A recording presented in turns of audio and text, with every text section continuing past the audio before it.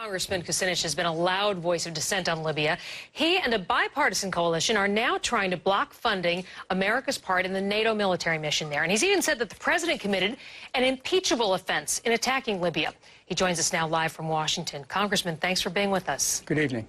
You know, Elliot was alluding to this earlier in the program, and I find it interesting as well that you've got Republicans and Democrats both in support of the efforts in Libya and in opposition to it, you know, coming together in these weird groups. Why do you think that is?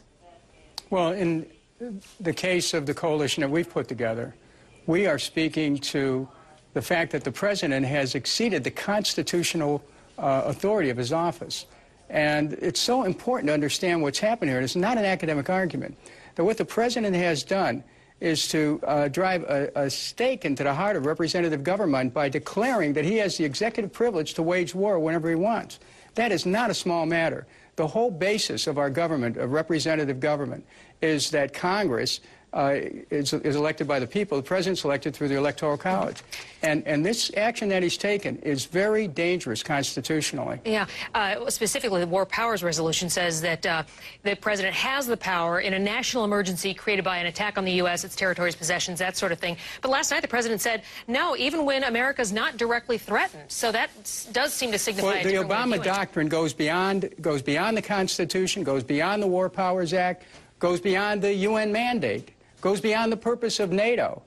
We're in a brave new world of military action here. Let me ask you about the NATO resolution, because, you know, last week we had heard that America's role was going to be scaled back within days, if not, you know, very soon, within a couple of weeks. Yet over the weekend, we saw, especially with the air forces that we used, a much bigger presence with the A-10s and the AC, I think it's 130s. Do you think that we are now overstepping that initial mission?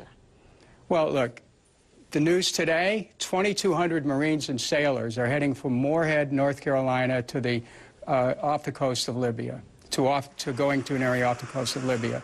I mean, we have air assets there, naval assets. We have to ask ourselves, what's this all about? Why is it? Of course, we're overstepping the mission. And not only that, there's another question that comes into play. Who is NATO? NATO essentially has interposed itself above the UN, because if you read the UN resolution, and I would urge you to do so if you haven't already done it. I have. well, then you didn't see NATO mentioned at all. So how does NATO get in this? And you know what? NATO stands for North Atlantic Treaty Organization.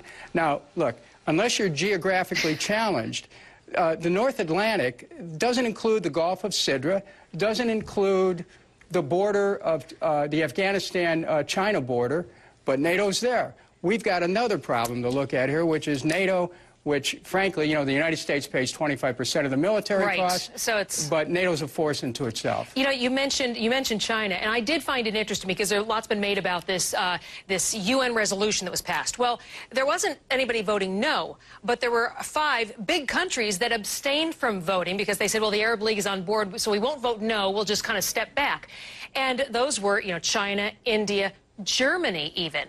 And many of the reasons they gave were that they just weren't sure about this mission, whether it was clear, whether it could easily be overstepped.